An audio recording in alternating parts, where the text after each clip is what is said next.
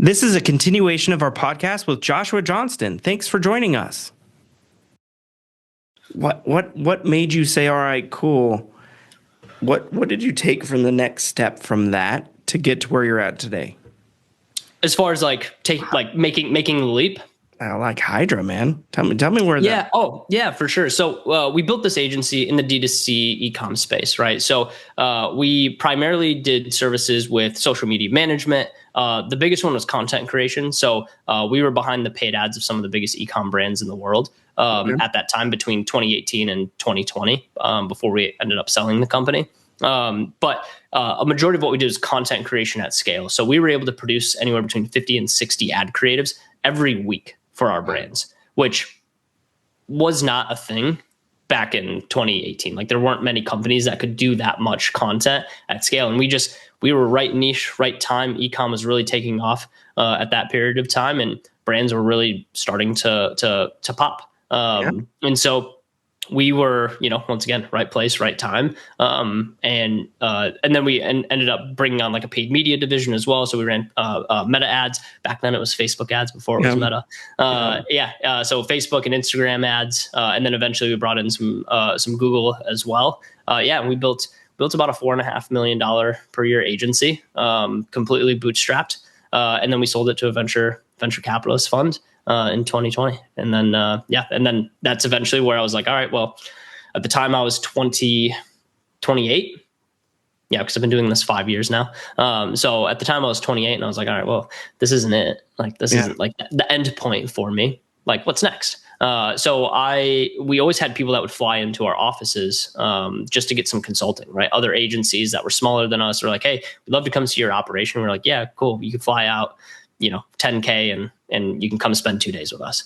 And so like we would put on these workshops for other agencies where they would fly in. It was just a little extra revenue stream. And I really enjoyed that part. Like that was some of the most fun I ever had, in the agencies. Like when these other people were like, dude, like, what are you doing? Like, show us what you're doing. I was like, yeah, I can show you. It's pretty simple. And then you show them the internal operations. I was like, I think I can monetize and like do something similar to like what I'm doing now. So that was how Hydra got its start, was off the back of some consulting sessions. And I got to work with some agency owners that are way bigger very early on. And like that was kind of my launch pad into, building a consulting firm and what we're doing today.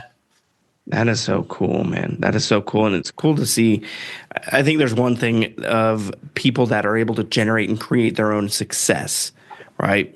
But there's another thing in saying, all right, cool, I achieved this, and I think there's going to be other people who can achieve similar results, if not better. Why don't I teach them how to fish themselves?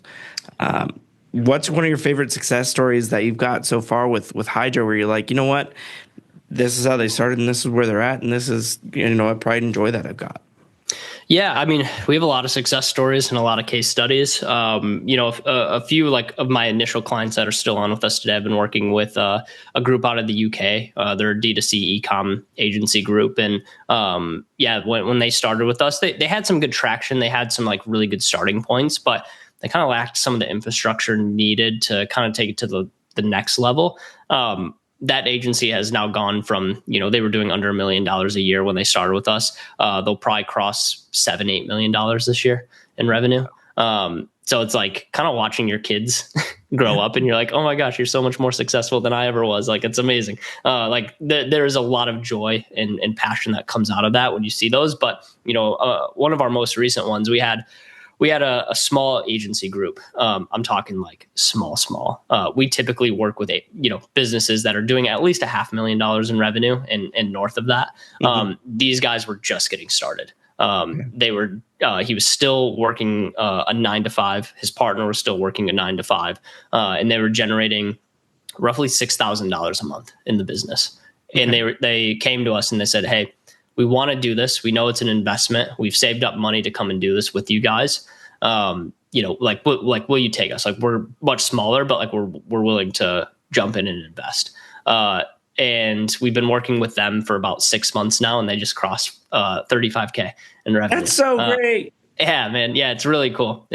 So it's like little wins like that. Like, it doesn't matter how small or big, but those founders were able to quit their 9-to-5s, so they don't work their 9-to-5s anymore. They're just full time in their agency, and building a business for them and their family and their lifestyle. So yeah, it's cool to see, man. It's one of those things where, sometimes it feels a little thankless, but when you see wins like that, like those are the things that light me up inside. Like when you can change someone's entire life by helping them build a business like this. It is life changing for everybody involved, like their families, their employees. It's special. So. That's so cool, man. That's so cool.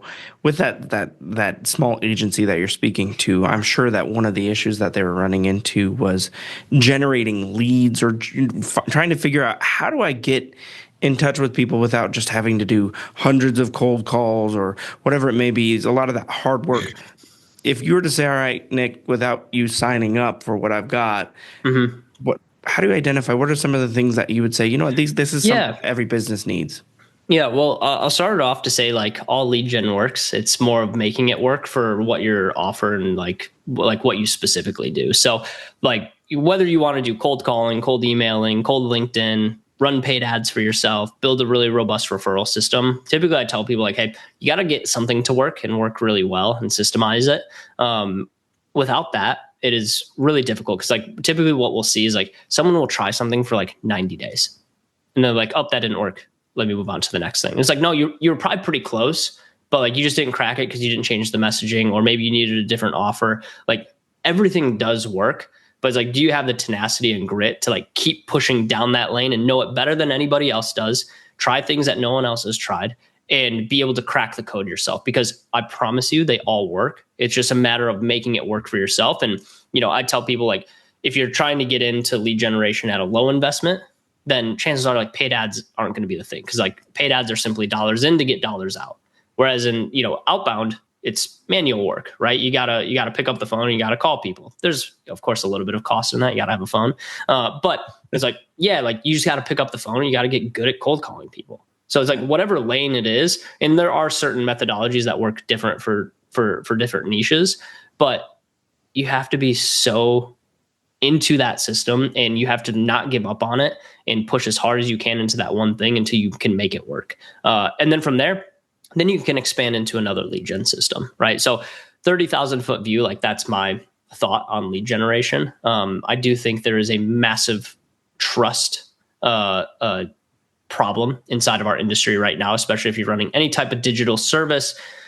You have to build trust with people. And the only way you can really build trust with people is, of course, delivering value. If you've watched any of Alex Hormozi's content, right? Like that man has been value stacking for years on years. So when he does have an offer, when he does launch a book, hundreds of thousands of people buy his stuff, right? And so you got to think about like, hey, it's not just about getting the deal across the lines. Like, how do I build like true, real relationships with people? How can I continue to deliver value to them? And it's like, that's why I do things like jumping on podcasts with people. That's why I do live events. It's like today, like in today's age, like running a paid ad, I don't think is enough. Like you need to have touch points outside of your marketing efforts to like try to get people to buy your stuff. Russell Brunson's the person that really made, ClickFunnels and the whole idea of like marketing online, get people in a funnel, run a VSL popular, right?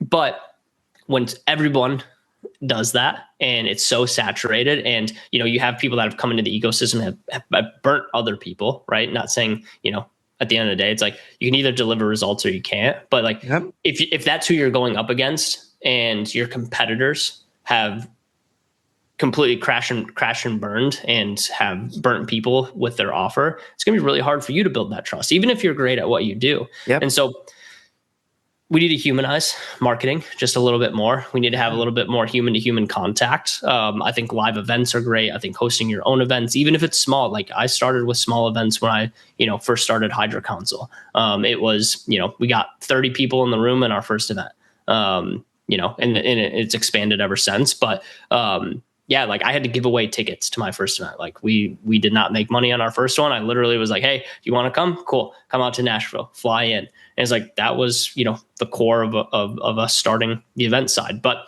there's something about today, like being able to actually shake hands, get in the room with people. I think that's where a lot of like lead generation is going, is like experiential lead generation versus just standing up a VSL or, doing some outbound via email. It's like, those things can work, but only if your name can like position you as the expert or the leader in that category, right? Like if Alex Hormozy starts sending, 10,000 outbound emails a day, it's going to have a pretty good response rate. Why? Because people know, like, and trust Alex Hormozy. But if you look at yourself and you're like, who know, like, and trust me? Like a lot less people know, like, and trust me than Alex Hormozy. So if I send 10,000 emails, it's not going to hit as hard as someone like Alex Hormozy. So that's something to kind of like keep into consideration is like, how are you expanding your network? What are the rooms that you're getting in on a regular basis? When I first started in this industry, I paid to go to events. I volunteered at events, whatever it was. Like I just tried to be in the room with the right people. And now I have, I think, a pretty incredible network where I can call people that are far ahead of me in business and like get their opinion on things, have them come speak at our events, ask them for leads. It's like all of a sudden this flywheel, it starts to spin a little bit faster. So it is a long game. I've been, obviously building this business for 4 years. I can tell you year one, it was very hard to generate leads. It's very hard to get people on phone calls. But it's like, now we book plenty of calls every single month and it works a little bit better because we've been doing it for long enough. It's very true. It's very true with everything, right? I think with more practice makes more permanence, and hopefully you're practicing in the right way. I think one thing that I really appreciate with anybody that I've spoken with that has heard of you, heard of Hydra, or worked with you is the idea of kind of like get over yourself. You've got to do something. You've got to create as much content as possible. You need to go out and make sure you're out there. And if you're not, it's not going to happen. That's just how it is. Yeah, it's kind of a necessary evil nowadays, like you can get free attention through posting content, but people get discouraged pretty quickly. I've been putting content out for the past 4 years now, and I still don't have all the following that I want. I still don't get the most impressions, but every once in a while, I have a post that I'm like, oh dang, like that kind of popped off. And it's like, it's a really exciting moment. So like you kind of live for those moments that like, you're like, oh shoot, like the fruit of my labor is actually getting appreciated and I'm actually extracting some fruit from it. As soon as you hit that first one, you'll continue doing it. Right. Yeah. So it's like continue doing it until you get a little bit of fruit back. And then, and then you'll be more motivated to stay consistent doing it. It's like freaking golf, man. It's like, as soon as you get that good putt and you're coming back, you want 100%. Some more.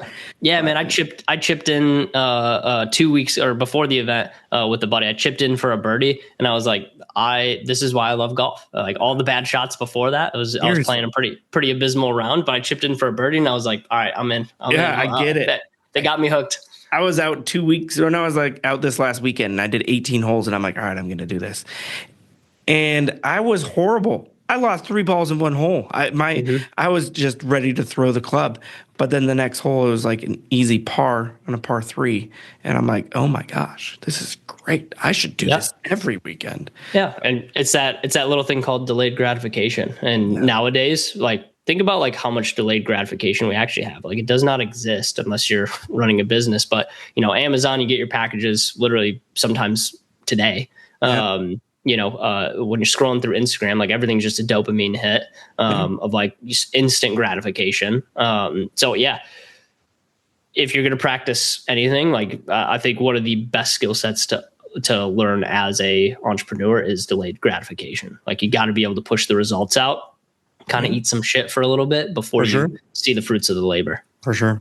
One of the hardest things when I got into the sales world was, all right, cool, I need to make this call. Okay, that's not real data. I need to make hundreds of calls. I need to make thousands of calls, and then thousands of emails, thousands of responses, thousands of, opportunities to speak and understand what my actual voice is, right? What value do I bring to the table, and how am I going to create this relationship? And that's something that I love the most is when I meet somebody, I want to know about them. I want to understand what's going on with them in their life. Number one, because I'm nosy, because I actually care. And number two, it's so cool to hear about where people came from and what they've achieved that everybody else can do. Mm-hmm. But if you don't start somewhere, you're going to fail. There's no worse failure in my eyes than not trying. Yeah. I think for me, it's like I went down this route. I was like, all right, I'm going to give it like 3 to 4 years, and if it's something I don't have traction with, then I'll make my pivot.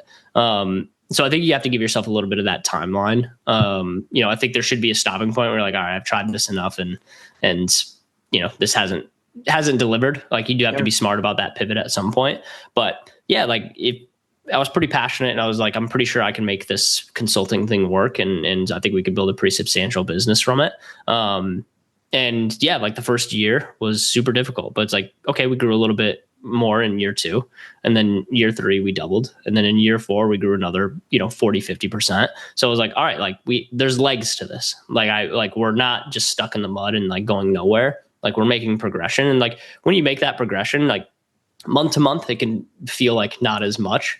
But when you look at like the scope of a year, you're like, oh man, like, look at actually how much growth. Sometimes you got to zoom out a little bit to see that success. And like, but that only happens if you give it a long enough timeline. So whether you're doing lead generation, building a business, whatever it is, if you give yourself a small window, you have no ability to like zoom out and actually see progress, because there's just not enough.